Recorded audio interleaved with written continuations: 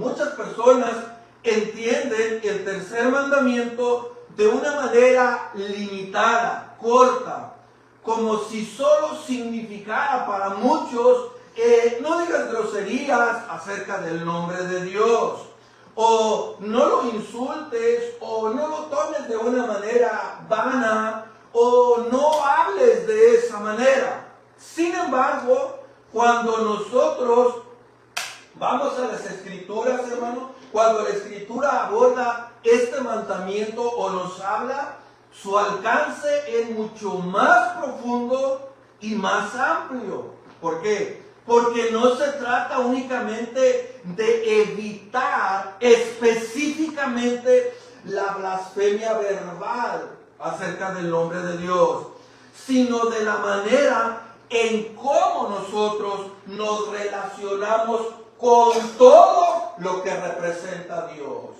Con todo lo que representa a Dios.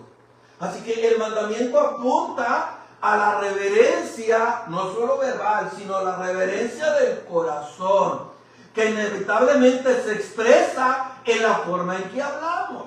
Porque Cristo dijo, ¿recuerdan? Que de la abundancia del corazón, ¿qué va a suceder? Hablará la boca. Hablará la boca. De eso se trata, hermano.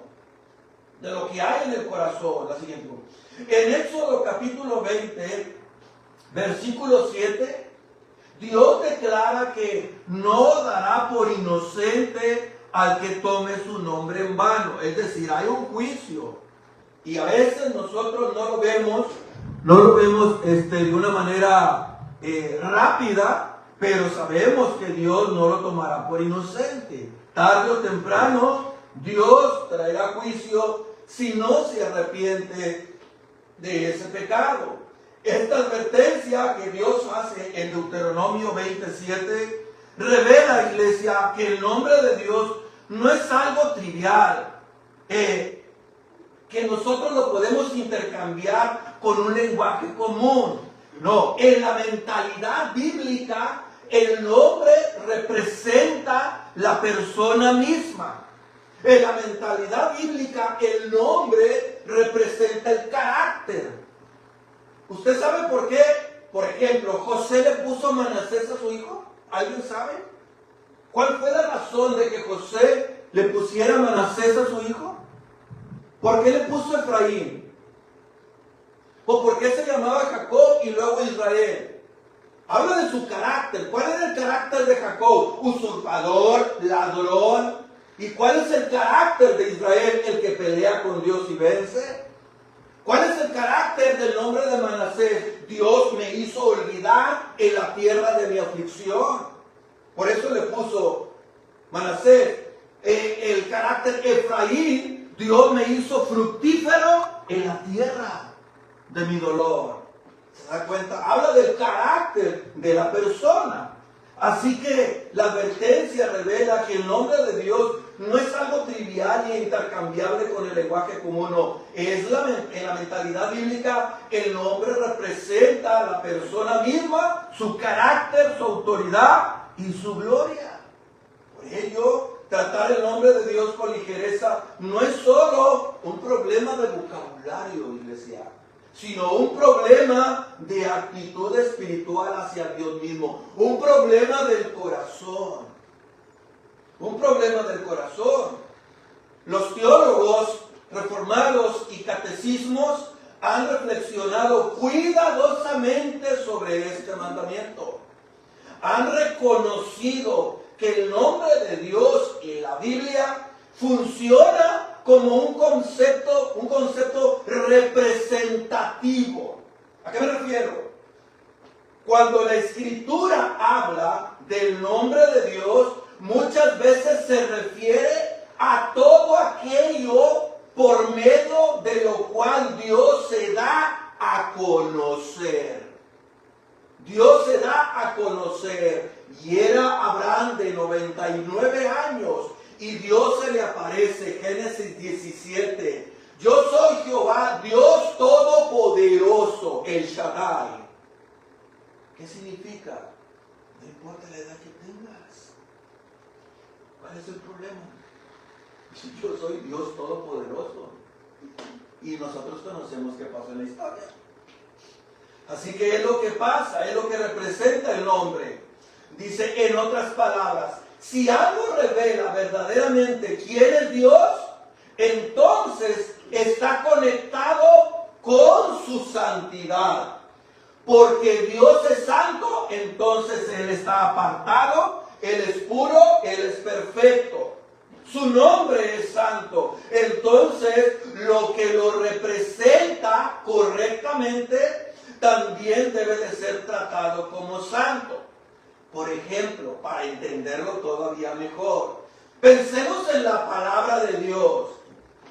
La palabra revela quién es Dios. Dice Deuteronomio 29:29, las cosas secretas pertenecen ¿a quién? A Dios. Y las reveladas son para nosotros y para nuestros hijos. Dios se ha dado a conocer. La palabra de Dios, la Biblia revela quién es Dios.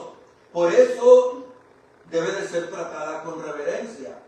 Sé que las obras de Homero, las obras de Shakespeare, que no las he leído en su totalidad, pero he leído fragmentos como Romeo y Julieta. ¿Quién no conoce a Romeo y Julieta? Son obras que esos hombres, ese dramaturgo, son obras hermosas. Pero nunca se van a comparar con la Biblia, hermano, con la palabra de Dios. Porque la Biblia, la palabra es viva. Es espada cortante que penetra y que discierne los pensamientos y las intenciones del corazón. Las obras de Dios, la creación muestra el poder de Dios. ¿Qué pasa? Refleja su grandeza.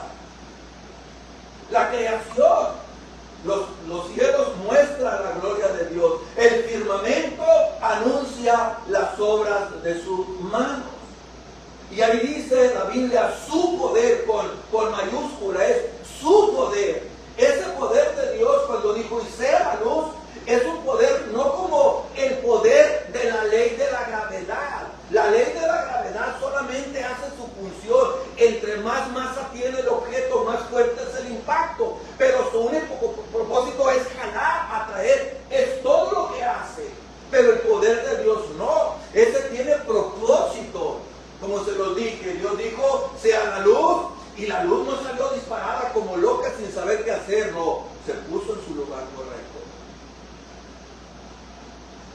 Produzca la tierra lluvia. No se vieron los árboles como locos a ver dónde se acomodaban. Sabían dónde se acomodaban.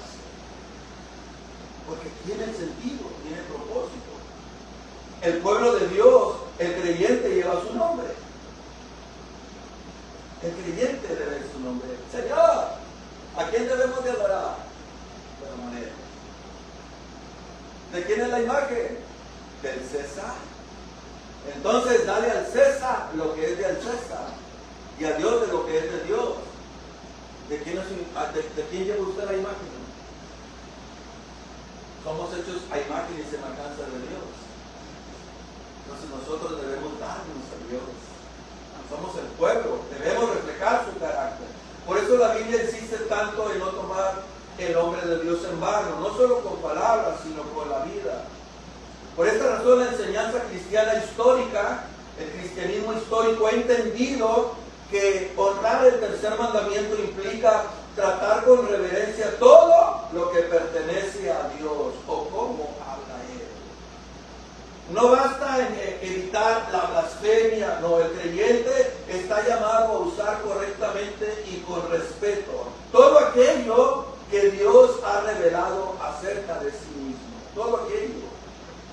Y esta reverencia, iglesia, no debe de ser ocasional ni mucho menos superficial, sino una actitud constante que brota de un corazón agradecido, que ha entendido, que reconoce la majestad, la santidad y la gloria de Dios. ¿Qué dijo el erudito, el profeta Isaías? ¡Ay de mí! Que soy de labios inmundos, he visto al Señor. Reconoció de quien estaba enfrente. Así que de ahí surge la respuesta catequética, la siguiente dijo, que origina esta enseñanza en 6 áreas concretas. El tercer mandamiento exige que usemos santa irreverentemente los nombres de Dios, sus títulos, sus atributos, sus ordenanzas, su palabra y sus obras. Hermano, y con estos 6 nombres, podíamos abarcar todo lo que resta del año, y aún así no terminar. Y aún así ni siquiera terminar la clase. Simplemente con los puros atributos de Dios, creo que consumiríamos lo que resta del año. Es imposible. Cada uno de estos aspectos representa una forma específica en la que Dios se revela y se relaciona con su pueblo, como lo vamos a ver. Por lo tanto, cada uno también puede ser honrado o puede ser profanado, dependiendo de la actitud con la que nosotros la tratemos. Así que esta pregunta del catecismo no solo define lo que el mandamiento prohíbe, no solo eso, iglesia, sino que también nos muestra lo que Dios exige de una manera positiva de cada uno de nosotros. Una vida marcada por una profunda reverencia hacia todo lo que manifieste su gloria. Y a continuación veremos cómo esta reverencia está expresada en estas 6 cosas, los tiempos que hemos visto. Veamos a continuación, hermano. Veamos la primera. El tercer mandamiento exige usar reverentemente los nombres de nuestro Dios. Son muchos, hermano, pero el espacio es un poco corto.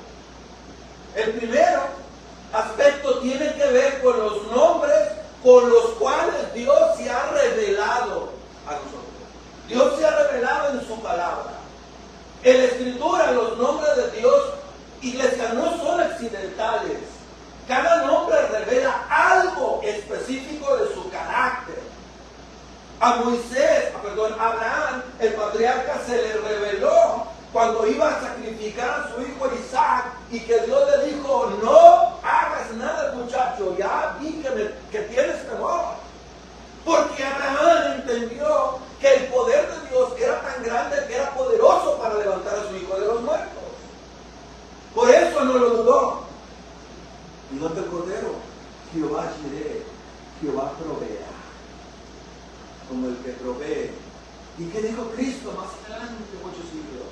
No os afanéis por vuestra vida, qué comeremos, qué vestiremos. Vuestro Padre Celestial sabe de las cosas que hacen falta verdaderamente. Cosas legítimas, Él las suplirá. Revela su carácter. Cuando Dios se da a conocer como Señor, como Adonai. Adonai, hermano, es la misma palabra cuando se refiere a Cristo en el Nuevo Testamento para Señor. El Kyrios significa el soberano que está por encima de todo. ¿Será posible, hermano, que un rey pagano tenga más teología que uno? ¿Qué dijo Nabucodonosor? Él está en el cielo y hace lo que quiere en los ejércitos del cielo y de la tierra. Y no hay quien le diga: ¿qué haces? Ese es Dios, hermano. Adonai, el Señor, el soberano. Y tenemos el Dios todopoderoso, el Shaddai, el creador de las cosas. Tenemos a el Elión, el Altísimo, el que está por encima de todo. Está por encima, pero no es ajeno ni indiferente al dolor. Él está atento al clamor de los justos, como dice el Salmo. Con ello está revelando aspectos de su naturaleza. Usted va a conocer cuando usted está afligido, usted puede ir: Señor, tú eres Adonai, tú estás por encima de todo, Señor, sentado en tu trono, gobernando como tú quieres, llevando las cosas a tu propósito. Tú eres el Dios todopoderoso. Los doctores me dijeron, Señor, que no hay solución para este problema, pero mi Señor, yo creo que la última palabra tú la tienes. Señor, tú estás por encima, Señor. Usted puede orar en base al carácter de Dios, acercarse. Por eso la Escritura llama al creyente a tratar esos nombres con profunda reverencia. Note con cuidado, hermano, lo que Deuteronomio 10:20 declara: a Jehová tu Dios temerás, respetarás, honrarás. A Él servirás y por su nombre jurarás. A Él solo. Este texto muestra que el nombre de Dios está ligado a tres cosas, iglesia: a temor reverente, a adoración y fidelidad. A eso se refiere Deuteronomio 10:20. Está ligado, hermano, está ligado al nombre de Dios. Un temor reverente, un respeto. Había años en que se acostumbraba, papá grande, mi papá, viene papá grande, llegaba y se le daba un beso en la mano. Educación. Depende cómo usted enseña a sus hijos, de esa manera se van a comportar.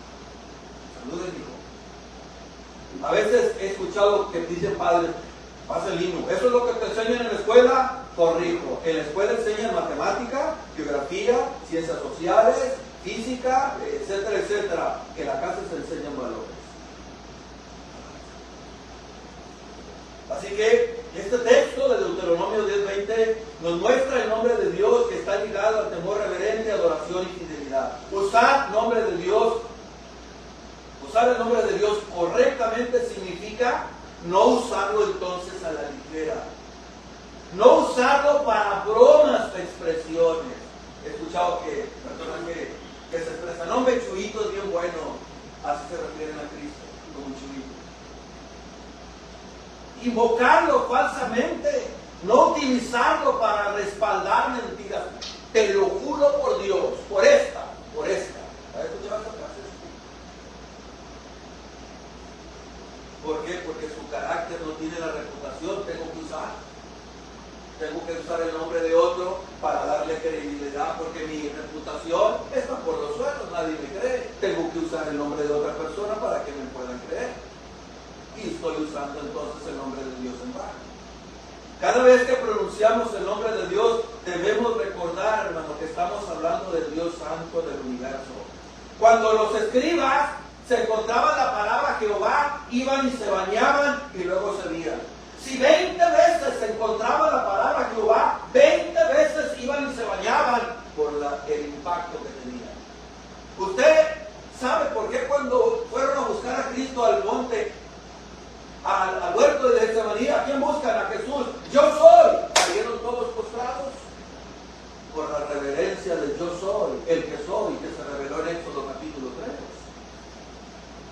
3. Este mandamiento, iglesia, el mandamiento de usar reverentemente los nombres de Dios, nos confronta cómo usamos el nombre de Dios en nuestra vida diaria. Así que debemos usar el nombre de Dios con conciencia de quién es Él, con conciencia de quién es nuestro Dios. Cada vez que mencionamos el nombre de Dios, debemos recordar, ustedes y yo, cuando vamos en oración, que estamos hablando con el Creador del universo, el Dios Santo, delante del cual los serafines, ¿escuchó bien? Dice Isaías 6 que los serafines cubren su rostro. Y son seres que están dándole gloria a Dios en su trono. Hermano, un ángel mató a miles de personas, un solo ángel en una batalla. Un solo ángel. Y los serafines están en la misma presencia de Dios. Mas sin embargo, aún así, ellos se cubren y le dan honor y gloria a Dios. Estamos delante de Él. Cuando oramos, lo hacemos con reverencia. Cuando enseñamos, lo hacemos con respeto. Cuando hablamos de Dios, lo hacemos con seriedad.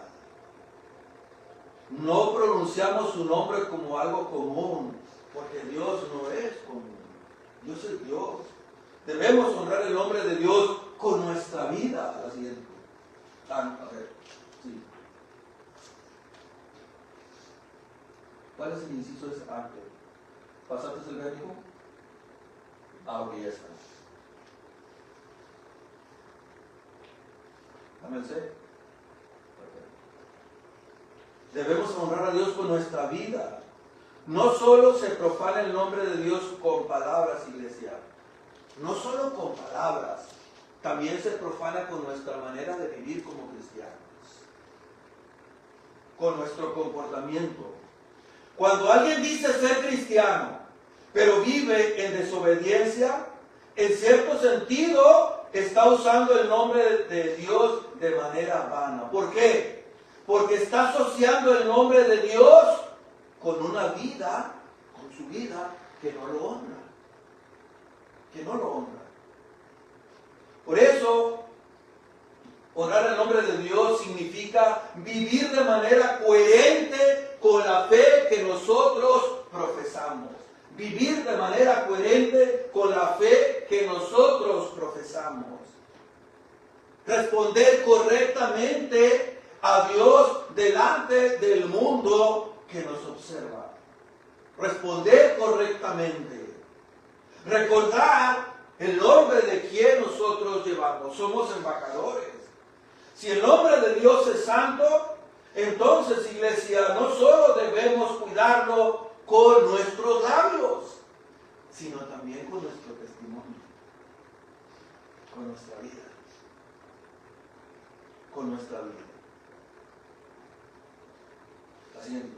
En segundo lugar, hermanos, el tercer mandamiento exige usar reverentemente los títulos de Dios.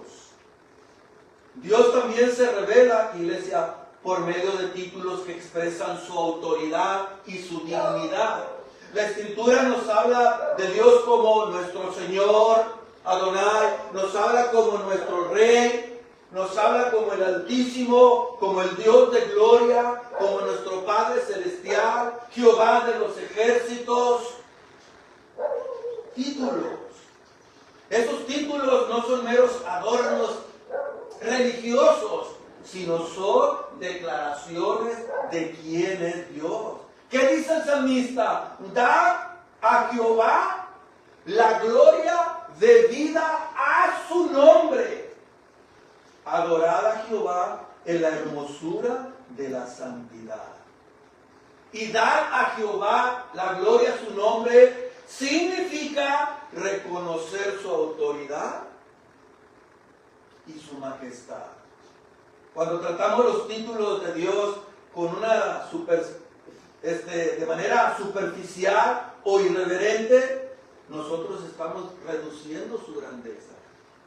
A veces reducimos a Dios de una manera subjetiva. Es decir, ¿cómo me siento yo? Es como es Dios. Si yo siento que Dios está lejos, pienso entonces que Dios está lejos. Si yo siento que Dios es chiquito, entonces miro a Dios que es chiquito. O sea, es de manera subjetiva, depende cómo me sienta, es como es Dios. Y nada que ver, hermano, lo que dice la Biblia. De ninguna manera. Honrar los títulos de Dios implica, cuando hablamos de respeto con Él, reconocer su autoridad, su nombre, reconocer la autoridad que Él tiene en nuestra vida, adorarlo con una humildad como la del publicano. ¿Se acuerda? Que ni siquiera miraba, nomás se pegaba en el pecho y le decía, sé propicio a mi pecador. Lo adoró. Como el samaritano, aquel leproso, cuando sanó Jesús a 10, nomás regresó uno y se postró ante Él. Como aquel hombre, el que sanó Cristo, Juan capítulo 9, que le dijo, cuando le dijo, ¿quién es Señor para conocerlo? ¿Crees en Él? Y dice, yo soy, le dijo Jesús, y se postró y lo adoró. Lo adoró. Así que, mis amados hermanos, debemos tratar los títulos de Dios con reverencia. En tercer lugar, el tercer mandamiento exige usar reverentemente los atributos de Dios. Los atributos de Dios describen quién es Él en su naturaleza eterna. Nos hablan quién es Él en su naturaleza eterna. Dios es 3 veces santo. Él es justo, omnipotente, omnipresente, omnisciente. Él es fiel, Él es inmutable, Él es misericordioso, Él es soberano, Él es justo y un Dios también lleno de ira. Hermanos, esos atributos Hace años di una clase de los atributos de Dios y es hermoso. Hay un libro muy hermoso de Arthur Pym, acerca de los atributos de Dios y es algo hermoso. La Biblia nos enseña a hablar de estos atributos con adoración y reverencia. Dios sabe, hermano, todas las cosas.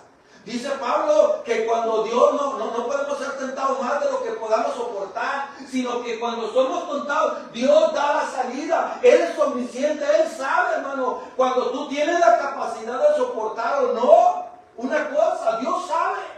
Y la palabra que usa Pablo ahí en original, Dios da una salida, se refiere a un desfiladero, un camino muy estrecho, donde iban las personas huyendo del enemigo, y de repente aparecía una salida, y se iban por ella y escapaban. Y Pablo lo trae a colación, dice, bueno, es lo mismo, cuando tú no puedes encontrar el camino, Dios hace lo mismo, te saca y te salva de ahí cuando tú no puedes. Él es omnisciente. Todavía no está la palabra en tu boca y Dios ya sabe lo que tú vas a decir. Él es omnisciente, hermano. Mire lo que dijo David en 1 de Crónicas 29:11. Tuya, dice, tuya es, oh Jehová, ¿qué cosa? La magnificencia, el poder, la gloria, la victoria y el honor. Porque todas las cosas que están en los cielos y en la tierra son tuyas. Son tuyas. Asimismo, Apocalipsis declara en el capítulo 15, versos 3 y 4, grandes y maravillosas son tus obras. Hay un canto. Grandes y maravillosas son tus obras, oh Dios Todopoderoso, juntos y tus caminos verdaderos. Dios de los cielos, Dios de los cielos, aleluya, amén, aleluya, amén. Es hermoso. Grandes y maravillosas son tus obras, Señor, Dios Todopoderoso. Justo y verdadero son tus caminos. Honramos el nombre de Dios cuando hablamos de sus atributos con adoración, verdad y reverencia. No recuerdo si fue en los 80, pero me parece que fue en los 70, cuando la NASA lanzó a la Voyager, que ya salió fuera del sistema solar, ya entró en el universo profundo. Y va, hermano, en una distancia que en años luz solamente 1 minuto recorrido lleva. 1 minuto. Y la Alpha Centauri, la constelación, no sé cuántos millones de luz está, ¿se imagina? Lo grandísimo que está, y Dios con su palabra, como dice Él, hizo todas las cosas. Honramos el nombre de Dios cuando hablamos con reverencia, y lo profanamos cuando lo negamos, lo distorsionamos, lo manipulamos, o tratamos algo como algo trivial. Como algo trivial. Cuando lo usamos para nuestros fines. Qué tremendo. En cuarto lugar, vamos avanzando. El tercer mandamiento exige usar reverentemente las ordenanzas de Dios. Las ordenanzas de Dios. Las ordenanzas de Dios son los medios establecidos por Dios. ¿Con qué propósito? Para que su pueblo le adore y se relacione con Él. Entre esas ordenanzas nosotros encontramos el bautismo. Hay 2 ordenanzas estipuladas por Cristo, el bautismo y la cena del Señor. El bautismo es una manera de mostrar delante de todos que ahora seguimos a Cristo. Así como Jesús murió y resucitó, cuando entramos en el agua y nos sumergimos, mostramos que nuestra vida vieja queda atrás. Y al salir del agua, mostramos que ahora vivimos una nueva vida para Cristo. Es decir, le estamos diciendo al mundo de una manera gráfica, muero para ti y vivo para Cristo. Vivo para Cristo. En la cena del Señor, la cena es una manera de que nosotros recordamos el sacrificio que Cristo hizo en la cruz del Calvario. Eso es lo que representan los elementos. El pan nos recuerda su cuerpo entregado por nosotros. Dice la Biblia que Cristo fue maltratado, fue bofeteado, que lo llenaron de estupos. ¿Saben lo que es eso, hermano? De estupos, perdón. De estupos significa, el estupo habla, dice que le corría el cuerpo, habla de gargajos, es decir, ellos hacían y se lo aventaban al rostro de Cristo. Y todo, dice, literalmente lleno desde la cabeza le escurría. Por ti y por mí. Y eso es lo que hacemos, hermano, al recordar. El pan nos recuerda su cuerpo entregado por nosotros. Y el vino nos recuerda la sangre derramada para perdonar nuestro pecado. Cuando participamos, ¿qué es lo que hacemos? Lo hacemos con gratitud, recordando el gran amor que Dios tuvo por nosotros. Porque de acuerdo a Gálatas 4:4, cuando vino el cumplimiento del tiempo, ¿cuál tiempo? Es que todo estaba ya establecido. Todo estaba establecido. Aquello que Alejandro Magno en un momento había querido helenizar todo el imperio, no lo logró, pero sus cuatro generales, Lisímaco, Ptolomeo, Casandro y Seleuco, se encargaron de todo, de preparar todo el terreno, de hacer carreteras, para que así el evangelio pudiera ser expandido por todo el mundo. Había la infraestructura, estaba hecha, todo, hermano, todo estaba listo. Por eso, entonces, Dios, por medio de Cristo, la segunda persona de la Trinidad, entró en la historia de la humanidad con el propósito de enderezar lo que el hombre conoció por causa del pecado. Cuando participamos nosotros, estamos recordando todo eso. ¿Qué pasó con Corintios? ¿Qué hacían ellos? Se adelantaban, abusaban de la cena del Señor. En una ocasión, un ministro, me ahorro el nombre, tomó la comunión, bien, pero después llegó una persona importante del gobierno, en un envío, y dijo el pastor, ahora todos vamos a tomar la comunión. Y se tomó ese impío también. Y un pastor lo confrontó y dijo, ¿qué usted está haciendo? Es una blasfemia. Que dijo Pablo, por eso muchos mueren, están muertos, porque el juicio de Dios cayó sobre ellos.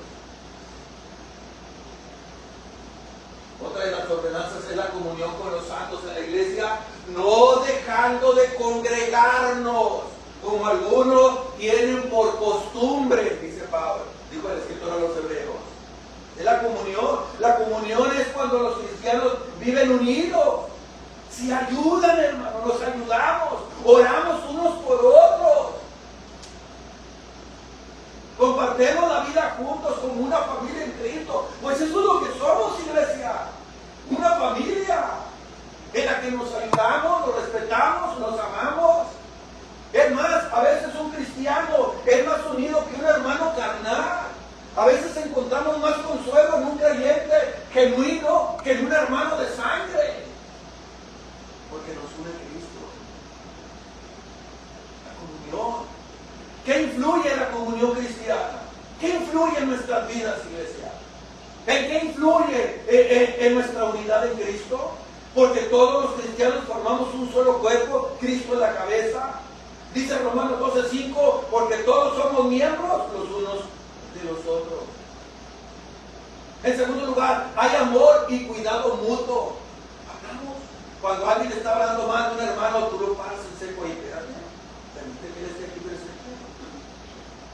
Amor y cuidado mutuo. Los cristianos se apoyan en las dificultades y se alegran juntos. Oran unos por otros. Se ayudan en las necesidades cuando uno está pasando por crisis. Se animan en la fe. No lo destruyen. Cuando cae, no lo pisotean, lo levantan. Por eso dice Gálatas 6. Dice, si alguno fuera sorprendido, alguna falta, ustedes que son espirituales, ayúdenlo, levántenlo. No sé qué te pasa aquí. Se animan en la fe. En tercer lugar, comparten la vida espiritual. La iglesia comparte, en la iglesia se comparte la palabra de Dios, la oración, la adoración, la comunión del Señor. Así que la comunión de la iglesia significa que los creyentes vivimos como una familia espiritual. En una ocasión, hasta le doy la razón hasta cierto punto a Cantinflas, en una ocasión, en una película llamada Su Excelencia, él dijo, citando a Jesús en la trama, decía, hace mucho tiempo el carpintero de Galilea dijo, amaos los unos a los otros. Y le dice a la audiencia, pero ustedes lo entendieron mal, amaos los unos a los otros. Y parece que a veces es lo que hay en las iglesias, hay más grilla que amor, hermano. Hay más pleito, hay más edición. No, debe de qué? De amarnos, ayudarnos, orar unos por otros, caminar juntos en la fe, porque todos pertenecemos a Cristo. ¿Qué debe de haber? En cuarto lugar, la predicación expositiva. Y la predicación expositiva consiste en tomar un texto de la Biblia, explicarlo con claridad y aplicar su enseñanza en la vida personal. Es decir, el predicador no dice yo pienso, yo creo, yo siento, no, sino que deja que el mensaje de la Biblia sea el centro del sermón. No se olvida. Es una predicación expositiva, iglesia. Es que yo siento que el texto dice no es lo que tú sientes, no es lo que tú crees, no es lo que tú piensas, es lo que la Biblia dice. Eso es lo que la Biblia. No predicamos nuestras ideas, sino que dejamos que el mensaje de la Biblia sea el centro del sermón. En Hechos de los Apóstoles vemos el patrón de la iglesia primitiva. Miren lo que dice Hechos 42. Dice, y perseveraban en la doctrina de los apóstoles, en la comunión, en el partimiento del pan y en las oraciones. 4 cosas que distinguían a la iglesia primitiva. 4 cosas. Así están en la Escritura. Mis amados, si las ordenanzas son el medio que Dios mismo estableció para que su pueblo se acerque a Él, entonces el tercer mandamiento nos llama a participar en ellas con profunda reverencia, serenidad, espíritu. ¿Qué significa esto? Que no debemos tratarlas como rituales rutinarios, costumbres religiosas o actividad social. Hay personas que se sienten mal porque no vienen el domingo y ya vienen el domingo al culto, ya cumplí con Dios, ya ponché, ya cumplí. Son religiosos. No, la actitud ¿cuál es? La de David. Yo me alegré con los que decían a la casa del Señor iremos. Es el día del Señor. Esto significa que no debemos tratarlos como rituales, costumbres religiosas o actividades sociales. Aunque no le crean, aunque no lo crean, hay creyentes que van a la iglesia solo, ¿sabe qué? A vender el amor. No. Sino como encuentros santos con el Dios cuyo nombre es santo.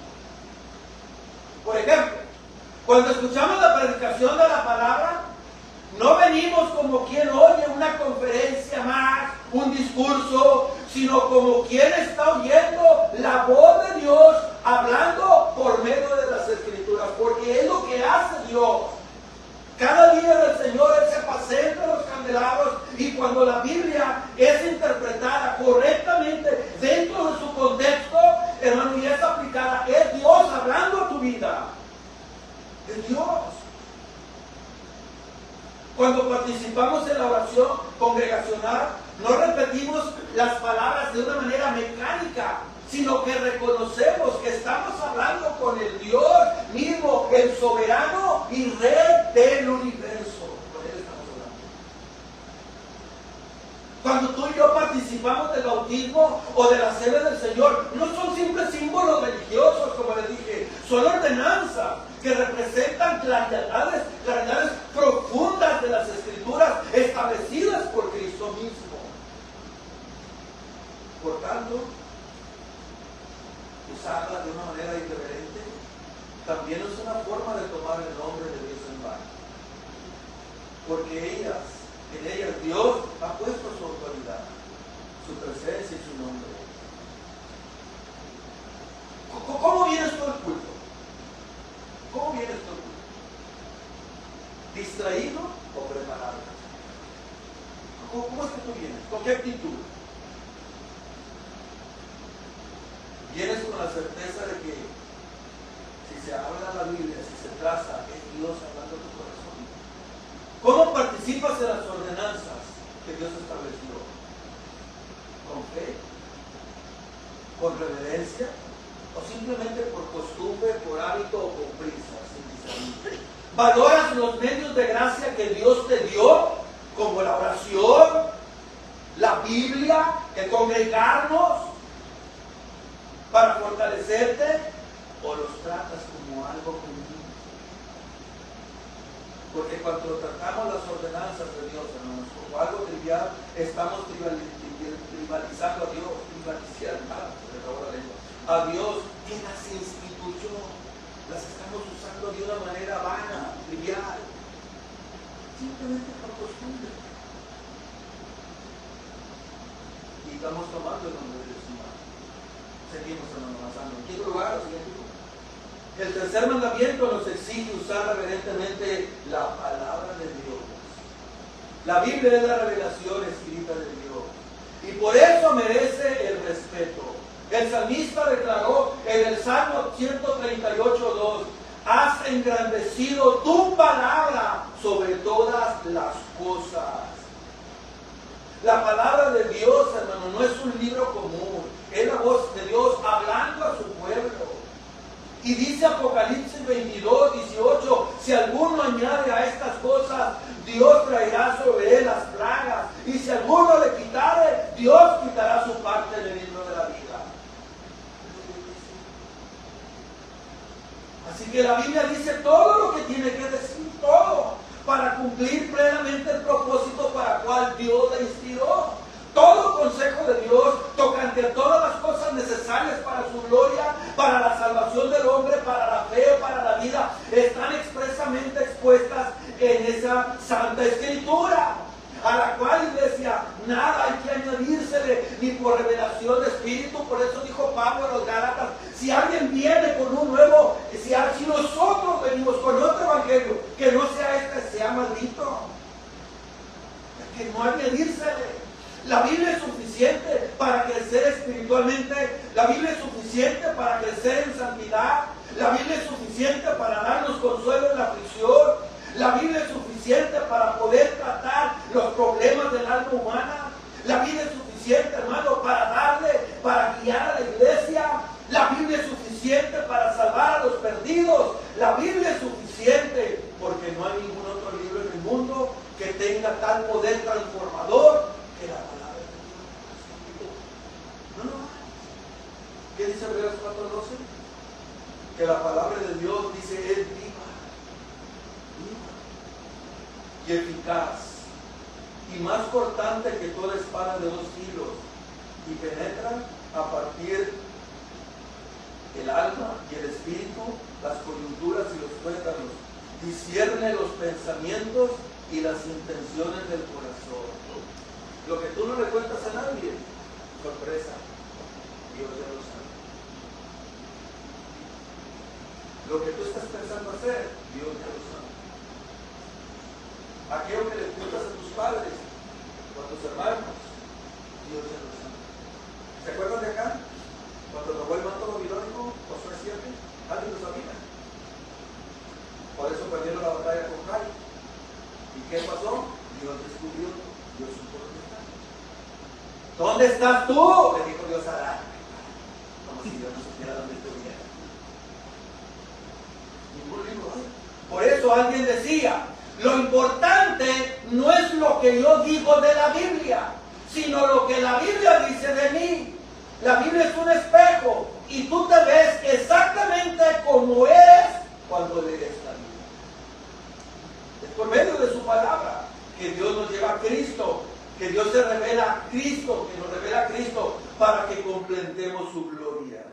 Para que seamos transformados de gloria en gloria, en la misma imagen de nuestro Señor y Salvador. Ningún otro libro del mundo puede hacer eso, iglesia, solamente Dios. Por eso honramos el nombre de Dios cuando escuchamos su palabra con atención, cuando la enseñamos fielmente, cuando la obedecemos y no la manipulamos. Por último, iglesia, la siguiente, ya vamos terminando. El tercer mandamiento, hermano, exige usar reverentemente las obras de Dios. El nombre de Dios también se honra cuando reconocemos sus obras poderosas en la creación, en la providencia y en la redención.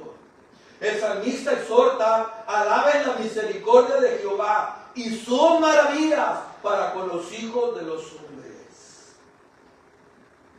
Y en Apocalipsis capítulo 4 versículo 11 dice el apóstol Juan: Señor, digno eres de recibir la gloria y la honra y el poder, porque tú creaste todas las cosas. Tú las creaste. Honrar la palabra de Dios, iglesia, la obra de Dios, perdón, significa reconocer su mano en todo lo que hay. Darle gloria por todo lo que Él hace y vivir en gratitud. Cosas que a veces hacen no entendemos. Pero Dios, hermano, lo hace con propósito. Ignorar sus obras o atributos, atribuirlas al azar o al destino, es en cierto sentido quitarle la gloria que le pertenece. Las obras de Dios, la creación, su providencia diaria y su obra redentora revela quién es Él. Por lo tanto, cuando ignoramos nosotros o la agarramos o las tomamos en vano o atribuimos las cosas que suceden a la suerte, todo lo que Dios ha hecho, estamos tratando su nombre con ligereza. Esto significa que el creyente debe de aprender a reconocer que la mano de Dios está en todo. Por ejemplo, cuando vemos la creación, no la atribuimos simplemente a la naturaleza o al azar, sino que reconocemos, como hemos visto, la sabiduría de nuestro Dios. Cuando experimentamos la provisión de Dios, su providencia, fue muy duro lo que le pasó a José, muy duro. Pero dice la Biblia que Dios estuvo con él y al final de su vida José dijo: no pensáis mal contra mí, ni se sienta mal. Dice: porque fue Dios el que me mandó para acá. ¿Se dio cuenta? Para salvar al pueblo de la hambruna que se venía. Dios, en su providencia. Cuando experimentamos provisión, protección o dirección en la vida, no decimos simplemente tuvimos suerte, sino que reconocemos la providencia de Dios obrando en nuestra historia. Cuando hablamos de la salvación, no la tratamos como una experiencia religiosa más, sino como la obra gloriosa de Dios en Cristo, que vino a buscar y a salvar lo que se había perdido. Y muchos cristianos deshonran a Dios solamente diciendo, no lo deshonran diciendo solamente malas palabras, no, sino usando su nombre de manera incorrecta. También, hermano, cuando nosotros hablamos mal, o cuando renegamos con todo lo que nos está pasando, cuando pensamos mal, cuando vemos a Dios que es injusto, cuando en realidad no lo es. Porque vaya a la Biblia, hermano, vaya a la Biblia y todas las cosas, desde Génesis hasta Apocalipsis, cosas que no tenían sentido, al final del día tuvieron sentido. Y aquellos que lo que los hombres pensaron como mal, Dios lo cambió para bien. Esa es la sinergia. Pero el creyente, hermano, que honra el tercer mandamiento, aprende a vivir diciendo: Dios creó los cielos y la tierra. Así como Él sostiene el universo, Él también nos sostiene a nosotros. Dios permitió esto que sucediera para su gloria. Dios me rescató por su gracia. Ahora no entiendo lo que está sucediendo en mi vida, pero ahora comprendo que Dios es un Dios de propósitos. Es un Dios de propósitos. Hay cosas que nos han pasado en nuestra vida, ¿no es cierto? Que no tienen propósitos. Una de ellas, recuerdo cuando me caí de una casa de 2 pisos, me caí, estaba en una escalera de tijera y no tenía, ¿cómo se le llama, hermano, lo que se le pone? Barandal, no tenía barandal y la tijera pisó en el vacío, hermano, y caí de espaldas en una escalera de concreto. Y luego me fui hacia abajo rodando hasta que caí al suelo. Ni siquiera un razón me hizo. de espaldas en la escalera de concreto. Y ni siquiera un rozón o algo, una cortada grave que me hiciera. Dios en su bondad, hermano, estuvo ahí, guiándome en su misericordia. ¿Cómo es la bondad de Dios? Cuando dejamos, hermanos, de reconocer la mano de Dios en sus obras, comenzamos a vivir como si su nombre no tuviera peso en el mundo. Honrar el nombre de Dios no solo se trata como pronunciamos su nombre, sino cómo interpretamos el mundo que Él hizo y que Él mismo gobierna. De esta manera de honrar. La siguiente. Termino. El tercer mandamiento nos enseña que el nombre de Dios es santo. Es santo. Y todo lo que Él revela quién es, participa en esa santidad. Por eso Dios exige que su pueblo lo adore, lo use con reverencia. Sus nombres, sus atributos, sus títulos, sus ordenanzas y su palabra y sus obras. Todo. Este mandamiento no se cumple solo evitando la blasfemia. Se cumple cuando toda nuestra vida, iglesia, toda nuestra vida refleja una profunda reverencia por la gloria de Dios. Porque cuando tratamos a Dios como verdaderamente 3 veces santo, entonces su nombre es honrado en nuestra boca, en nuestra adoración y en nuestra vida. Dios le dijo a Samuel: yo honro a los que me honran. ¿Por qué se lo dijo, hermano? Porque Elí y sus hijos lo habían deshonrado de una manera grave. Yo había dicho que Elí seguiría con el sacerdocio, pero ya no. Y hasta ahí llegó el sacerdocio de esa generación, porque no respetaron el nombre de Dios. Entonces, iglesia, esto es lo que exige el tercer mandamiento. Esto es lo que exige de nosotros. Esto es lo que exige de cada uno de sus hijos. Honrar sus nombres, honrar sus títulos, honrar sus atributos, sus ordenanzas, su palabra y sus obras. Amén. Póngase de pie.